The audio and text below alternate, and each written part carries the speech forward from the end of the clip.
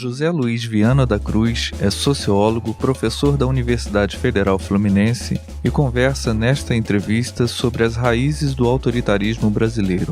O pesquisador fala sobre o modo como traços violentos da cultura do país têm relação com a nossa formação histórica e impactam na política, no mundo do trabalho e nos costumes.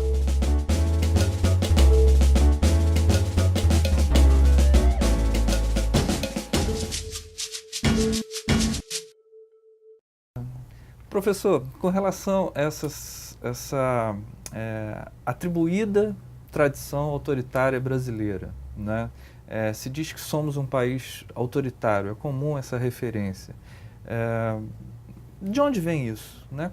Quais seriam então as raízes históricas que nos faria ser um povo ou um país com uma certa inclinação autoritária? Eu acho que assim, um sintoma que as pessoas podem identificar no cotidiano, no dia a dia, e isso até é uma pergunta que eu faço para quem estiver nos assistindo, a gente acha que o Brasil é violento? Quer dizer, esse autoritarismo é sentido porque muitas vezes ele é desejado, né? Esse movimento que tem no Brasil de um lado pessoas falando em liberdade, denunciando autoritarismo, denunciando violência, e outros sentindo falta de uma ditadura, achando que o militar conserta, valorizando símbolos autoritários e personagens autoritários como um Bolsonaro, autoritários e extremistas, porque tentam impor valores restritivos. Quer dizer, se você fala contra o homossexualismo, fala contra o aborto, você está restringindo muito a possibilidade de vivência de uma democracia que seria o oposto de um regime autoritário. Quer dizer, numa democracia significa que há abertura, espaço para todas as formas de ser, sentir, pensar e agir. Então, se formas de manifestação da humanidade, do ser humano que nós somos, dos indivíduos e pessoas que nós somos, elas vão ganhando terreno, vão se generalizando, como é o caso da aceitação do homossexualismo, até da oficialização do casamento de pessoas que seriam originalmente do mesmo sexo definido formalmente, né? Ela chega um momento que ela é assimilada e transformada e legalizada, porque são formas de comportamentos, ser, sentir, pensar e agir, que vão se tornando visíveis, vão se generalizando e vão demonstrando que são inerentes à humanidade. A história mostrou que em cada momento você tem concepções de moral, de ética, diferente, porque a humanidade caminha, não há um princípio absoluto. Até a Igreja Católica, o Papa atual, já está dizendo que há que perdoar em confissão pelo homossexualismo e pelo aborto e tudo mais. Então, se você olha historicamente, não só a nossa sociedade como o mundo, você percebe que valores que seriam inaceitáveis há 100, 200, 300 anos atrás são lei. São lei. Então, esse eu acho que o espírito que a gente tem que ter para entender o seguinte: o que é as novidades que surgem, por exemplo, para a minha geração, que eu já aprendi a aceitar e valorizar as opções sexuais diferentes, das mais diferentes formas. Hoje já minha filha está mostrando para mim que não há mais classificação de gênero e sexo pela questão aparentemente física ou biológica. Entendeu? Então, na verdade, não dá nem para classificar. Então, se hoje a gente tem LGBTS, lésbicas, bissexuais, gays, transexuais e similares, né? Há poliamor, há uma série de outras coisas. E a gente tem que tirar isso do terreno da moralidade, eu diria da moralidade restrita, porque a própria ideia de moral ela é mais ampla e ela é mais geral. E ela tem que, a ideia de moral e de ética e de valores tem que estar mais preso à questão da conduta do cidadão. Se o cidadão se conduz com dignidade, com respeito, com honestidade, esses sim são valores universais que vão atravessar a história da humanidade. A forma que se manifestam é diferente. Bem, então esse é um ângulo para colocar a primeira questão, que é o seguinte: somos ou não somos violentos? Ou temos ou não temos uma sociedade autoritária? Porque é por aí que a gente vê se há autoritarismo ou não. Pois é, mas dentro né, dessa sua própria explanação, a gente vê que a violência, o autoritarismo é um traço até do nosso processo de desenvolvimento humano mesmo, ou seja, não é alguma coisa que se possa dizer que é específico do Brasil, embora exista aqui. Né? Aliás, todo o processo de civilização é justamente um processo de combate a traços violentos do mundo, né? de várias sociedades. Nos locais mais, outros menos, né? Com processos, avanços e recuos e tal. Mas a minha questão era, o que é específico do Brasil? Né? O que na nossa história, na nossa trajetória, nos faz poder dizer que somos um país autoritário? Olha, nós somos considerados uma das nações, ou uma das civilizações mais autoritárias e mais violentas, comparadas mesmo em termos mundiais. Você tem situações piores, tem situações diferentes que até é difícil comparar, mas comparando ou não, somos profundamente violentos e uma sociedade profundamente autoritária. Até hoje, por exemplo, vinga no Brasil a máxima de que manda quem pode, obedece quem tem juízo, entendeu? O que significa isso? Manda quem pode? Quem pode mandar? E por que é ter juízo eu obedecer? Não existe lei? Não existe a noção de que todos são iguais? Né? Por que um policial tem o direito de me bater se ele não for com a minha cara? Por que o juiz tem direito de me condenar se ele tiver interesses que conflitam com os interesses que estão em jogo no meu julgamento? Não tem direito e faz assim não mesmo, tem, ou seja, tem. Porque tem acolhimento social para isso. Lei significa isso. Por que existe a lei e os direitos consagrados na lei? Para limitar a autoridade. Ela se torna autoritária quando ela, na posição de autoridade, usa isso de forma pessoal, usa isso de forma particular, usa isso para submeter, para provocar medo. E eu acho que é isso, né, para te responder, eu acho que isso que atravessa a história do Brasil.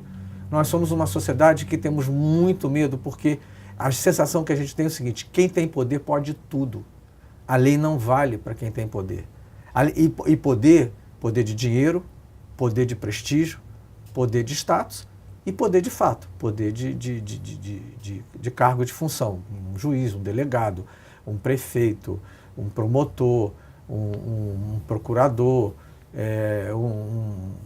um guarda, porque ele porta arma, entendeu? Todo mundo que tem alguma forma de poder, legal ou não, reconhecido ou não, induz ao medo. E é uma sociedade que tem muito medo. Os pais que os filhos dizendo, não se rebela, não contrarie, não se insubordine, não se manifeste contra, porque você vai levar a pior. E a história mostra que leva a pior mesmo. Quer dizer, aí parece que o dia a dia, o cotidiano, confirma que a gente tem mais que baixar a cabeça, ficar calado. O sistema educacional também. O sistema educacional domestica. Quer dizer, agora enfim, tem momentos em que vem leis no Brasil, entendeu? Como tentar domesticar a escola. Quer dizer, a escola já domestica o cidadão, forma cidadãos passivos, subordinados, subalternos, reforça o sentimento de baixa autoestima, complexo de inferioridade, sensação de impotência. Para mim, eu mesmo como cidadão, professor universitário, que me manifesto, que faço questão de dizer que sou rebelde, entendeu? Que sou crítico e acho que o meu papel é fazer a crítica sempre, para que as pessoas não tenham acesso a só uma versão dos fatos, né? Como eu acho que você, jornalista, o pessoal da cultura também tem essa função. Eu sofro desses problemas todos, eu tenho que lutar o tempo todo em mim contra a minha insegurança, meu complexo de inferioridade e minha sensação de impotência.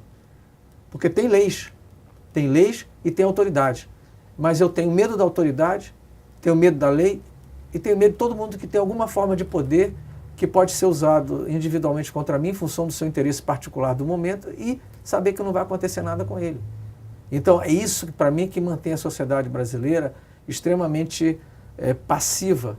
Mas isso explode sob a forma de violência. Então a violência vem entre os que são fracos. Isso se reflete no mundo político, por exemplo, no sistema partidário, no sistema eleitoral, né? Como como que a democracia funciona, ou seja, ao mesmo tempo que a gente tem regras formais que garantem, né, um certo equilíbrio de poder e que fazer com que esses sistemas todos funcionem, mas no dia a dia da política o partido é de caciques, né, tem mandatários locais, tem donos, como é que você acha que esse traço autoritário se reflete num sistema que deveria ser democrático? Exatamente dessa forma como você falou. Como é uma sociedade que historicamente alocou em quem tem poder, autoridade, pela influência e pela forma que dinheiro e status e poder das relações que eles têm com quem tem poder instituído também, eles é que definem os acessos, as oportunidades. Então, o partido o partido retrata isso, como você falou, a escola retrata isso, a família retrata isso, quer dizer, você desde cedo aprende que se você não conseguir entrar na rede de influência, você vai ser mandado, subordinado, tem que obedecer e não vai ter espaço. Então, o que acontece? Os jovens crescem com sonhos, com ideais, com projetos, né? Intelectuais, pessoas da cultura, da arte, do jornalismo e tal. Tem 1000 formulações fantásticas de uma sociedade vibrante, democrática, livre, mas quando vão entrar nos canais que a sociedade oferece para que eles tenham acesso a espaços de poder e de governo, para poder conseguir colocar em prática essas aspirações que não são só deles, quer dizer, que iriam ao encontro do que, no fundo, todo mundo deseja, quer dizer, uma sociedade com muito oxigênio para respirar, em que eu ande tranquilo pelas ruas, em que eu não veja meu colega de trabalho ou meu vizinho como um inimigo ou um adversário, que é um pouco hoje o que existe. A gente tem medo até de quem está morando no nosso prédio ou quem está morando no nosso bairro e é um cidadão como a gente, mas porque também a gente aprendeu no emprego a competir passando por cima do outro, entendeu? Para ter sucesso. Entrou na sociedade brasileira uma coisa que é tradicional da sociedade americana e que eu posso te dizer por vivência, que eu passei um ano na sociedade americana, isso me chocou muito, quando eu estudei lá de 69 a 1970, 1969 a 1970, e tudo se dividia entre vencedor e perdedor. Então, para você arranjar namorada, se você fosse um perdedor, ninguém se interessava por você, para ir para o trabalho, se você está no cotidiano da sua vida, seja onde for que você atua, se você for um perdedor, tem gente que se suicida porque é perdedor, porque não ganha. Então, entre perdedor e vencedor não tem alternativa quase, entendeu? É como eu falo com meus amigos, entre o preto e o branco tem muito mais do que 50 tons de cinza, tem mais de 1000 tons de cinza. Ou seja, existem 1000 possibilidades das pessoas serem bem-sucedidas e felizes, sem você precisar ter um poder arbitrário que pode tudo, e sem você poder também ser escorraçado porque não pode nada, entendeu? Então eu acho que hoje no Brasil estão se dividindo as pessoas em perdedoras e vencedoras, entendeu? Eu ouço as pessoas dizerem assim, não, eu estou seguindo esse caminho porque eu não quero ser um perdedor, entendeu? Que absurdo é esse? Porque o perdedor vai ser descartado, entendeu? E as pessoas têm, como têm sentimentos e tudo, essas pessoas, os impulsos de violência e de agressividade crescem nessas pessoas, elas vão manifestar a violência no cotidiano. Tem gente que não aceita até hoje que numa faixa de pedestre você para o carro para o pedestre atravessar. É um abuso, como ousa invadir a área do carro. Pista. Quando o carro é que invadiu um mundo em que só tinha pedestre antes dele, entendeu? É verdade.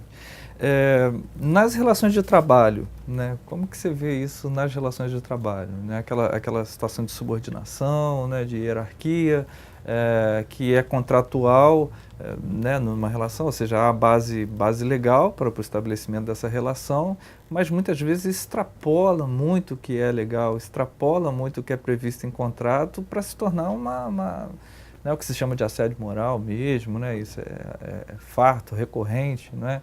Isso também aparece no ambiente de trabalho. Isso aparece no ambiente de trabalho, e aí é bom retomar uma coisa que você falou antes, que não é só do Brasil, é claro, no mundo inteiro, porque há essa sedução do poder, quer dizer, quando você está num lugar de poder, você percebe, ainda mais se a sociedade permite, se o sistema permite, que você possa usar seu poder para assediar de alguma forma, seja assediando do ponto de vista da chantagem emocional, que é o assédio, que é você constranger pelo poder que você tem dentro do trabalho mesmo, ou seja, obrigar o outro a fazer coisas que não devia fazer no trabalho porque você tem poder, como o assédio que fica mais evidente, que é o assédio sexual, que é utilizar o poder para você manipular relações sexuais, relações afetivas, né, subjugando, essa coisa de subjugar. E tem um autor muito interessante, que é o filósofo da Unicamp, que é o Gianotti, que ele tem um livro que é o seguinte, Dialética do Senhor e do Escravo, que é um pouco o seguinte, nós temos também assim, uma sociedade como a nossa, violenta e autoritária, quando alguém que passou a vida inteira, ou uma longa parte da sua vida, na situação de subordinado, espezinhado, humilhado e massacrado, chega ao poder, ele se vinga.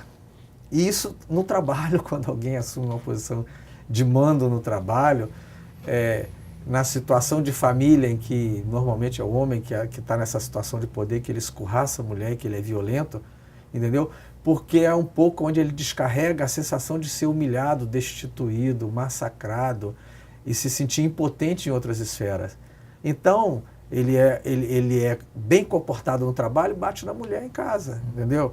Ele é bem comportado na política e bate de carro se alguém ousar passar na frente dele, entendeu? Ele mete o carro em cima, entendeu? Então, eu liguei autoritarismo com violência porque, assim, os cientistas todos tentam entender da onde vem essa extrema violência no Brasil, que ficou banalizada.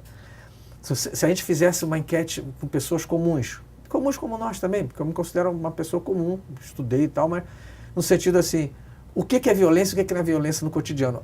Eu diria a você que 90% do que é uma violência profunda, as pessoas não vão identificar como violência, porque já é da nossa cultura. A nossa cultura é naturalmente violenta. Essa coisa de passar por cima do outro, essa coisa... Eu já observei nas novelas, que as novelas às vezes justificam que alguém, para ter sucesso, faça 1000 tramóias, e eu já ouvi frases do tipo assim, eu já prestei muita atenção nisso como sociólogo.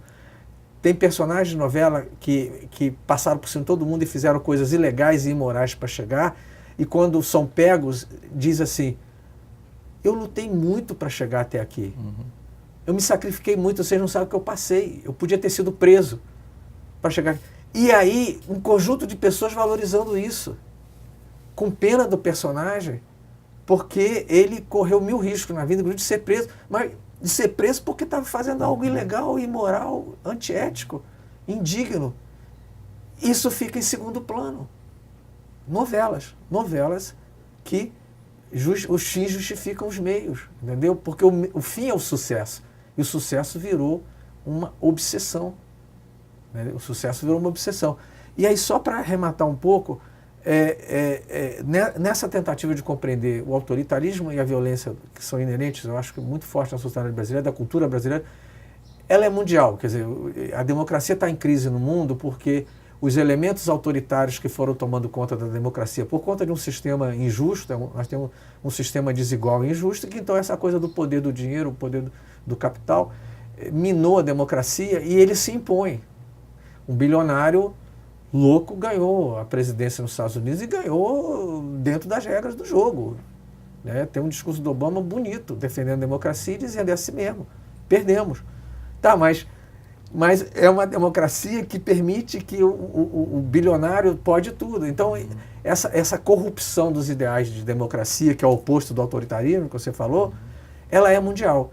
Mas a nossa tem em todas tem particularidade. A nossa particularidade, eu acho, é que desde que nós nascemos como um país de grandes áreas, que eram as capitanias hereditárias, e que os donatários podiam tudo, desde que eles fossem subservientes à coroa portuguesa, que era a nossa matriz.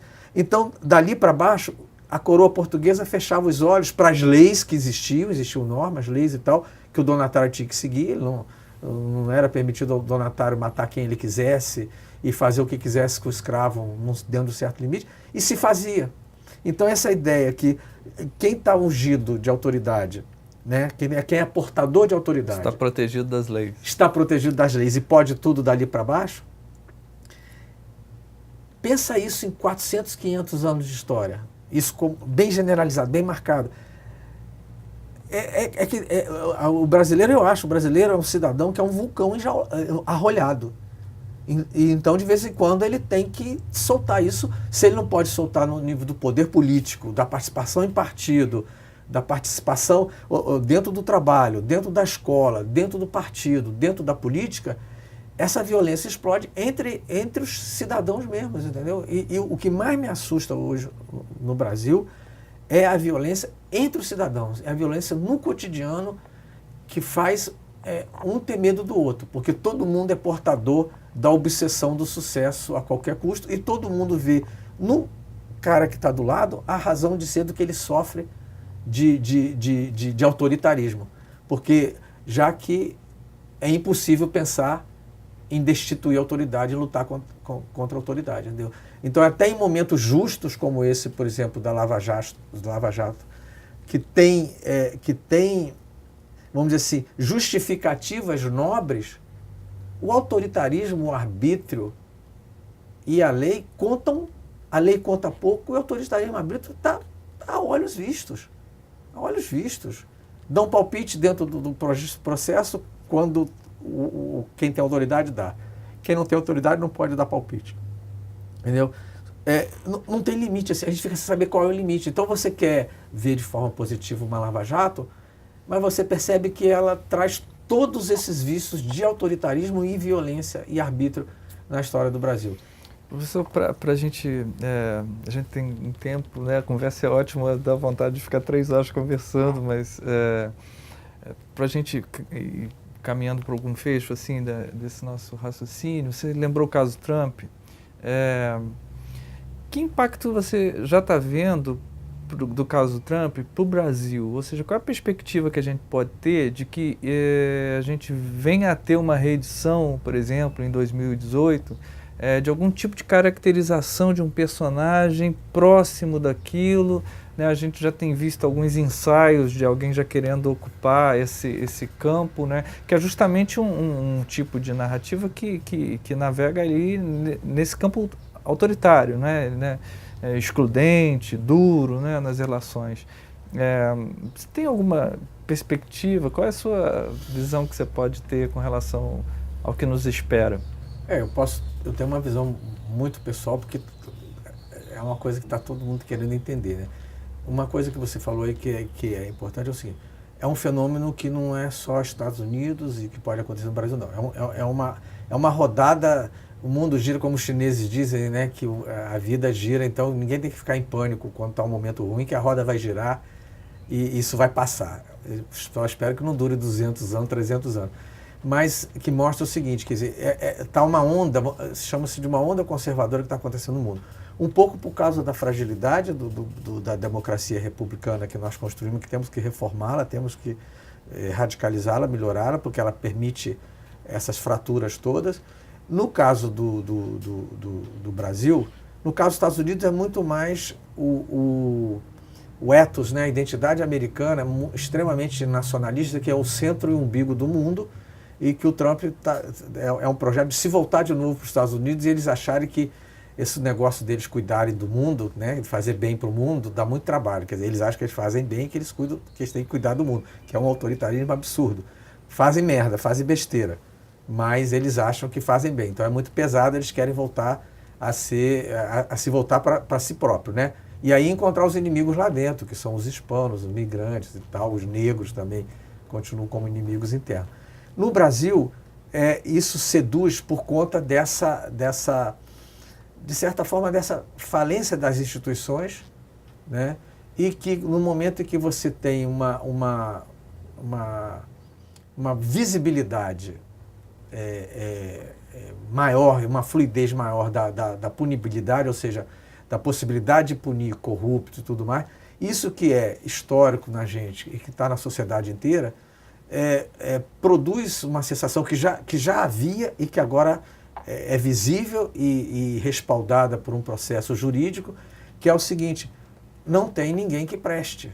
Não tem ninguém que preste. Se não tem ninguém que preste e eu sou impotente, eu preciso de alguém que chegue fazendo e acontecendo. Ou seja, reforça... Um salvador da pátria, como foi o Collor, porque o Collor chegou, foi o discurso da corrupção. Collor falou, vou acabar com os marajás, é ele. Entendeu? Então, o próximo que vai vir com esse discurso vai encontrar um terreno muito fértil para se estabelecer, entendeu? Porque, assim, é como se fosse assim, no momento que nós estamos todos fracos, em que todas as autoridades estão se fragilizando, e eu, povo, eu, sociedade, não me sinto, não tenho força para tomar conta e fazer uma coisa melhor, entendeu? E quem podia ter feito, que era o PT, que tocou nesse imaginário, vacilou, cometeu erros. Eu não demonizo, eu acho que tudo vinha antes do PT, tudo vai continuar depois, tudo está acontecendo na Lava Jato igual, então eu não posso dizer que o PT é o único culpado, o maior culpado e que é o maior escândalo da história. Não. Foi no governo do PT que foi possível vir à tona toda a lama da história do Brasil que a gente já sabia. Da história. O PT foi um episódio na história. Mas, de qualquer maneira, o PT bobeou, o PT vacilou, porque o PT se fragilizou naquilo que é considerado um ponto de toque, né? Que é como várias pessoas falam para mim, quando eu tento relativizar e dizer, não é esse demônio, né? As pessoas dizem assim, mas ele não podia ter vacilado. Ele era o único que não podia ter vacilado. Que é um erro também, quer dizer, a gente não pode ter ilusão. Nenhum partido é um terreno de santos, entendeu? Santo ou demônio. Então, entre santos e demônios, existe 1000 divindades aí, entendeu? Para a gente compreender. Então, são pessoas de carne e osso. E isso fatalmente aconteceria, né? Na dinâmica política brasileira, até para se manter no poder. Não fatalmente, não necessariamente, mas fatalmente, porque não mudamos profundamente a nossa sociedade, entendeu? Então eu acho que tem um caldo de cultura extremamente favorável a uma figura autoritária, arbitrária, moralista, no sentido nocivo do moralismo, porque é o moralismo que restringe, que é autoritário, que é anti-liberdade, anti-autonomia, anti-direitos do cidadão fazerem escolhas em todos os terrenos da vida, com liberdade e com felicidade, em buscar a felicidade, entendeu? Sexualmente, em termos de gênero, em termos de vários tipos de coisa. É um caldo de cultura. Por quê? Porque você se sente... Se uma sociedade autoritária é uma sociedade que pede paz, pai, né? Pede pai, pede chefe, pede autoridade arbitrária. Quer dizer, ela funciona se tem gente que manda e tem gente que obedece. Porque eu não sei mandar ainda, eu só sei obedecer. O povo não tem ainda, não percebeu a força que pode ter numa democracia ampla, né? Então o que acontece? Quando fica sem pai nem mãe, fica doido para chegar um pai para cuidar, para amparar, com mão de ferro, porque está o caos. Caos entre aspas, eu não acho que está o caos. Do ponto de vista do crescimento democrático, nós estamos num momento fabuloso, riquíssimo. Mas perigoso por quê? Perigoso porque os elementos autoritários são ainda mais fortes que os elementos democráticos. Então, podemos sair dessa pior. Mas o momento é fantástico. O momento é fantástico. O momento é fantástico, entendeu? É rico de possibilidade. E aí eu espero que a gente saia dessa crescendo na democracia e no processo civilizatório. Mas o cenário é pessimista, ainda mais depois do Trump, mostra que o impossível pode acontecer. Tá certo, Zé. Obrigadão. Obrigado a você. Ótimo papo. Obrigado a você. Obrigado.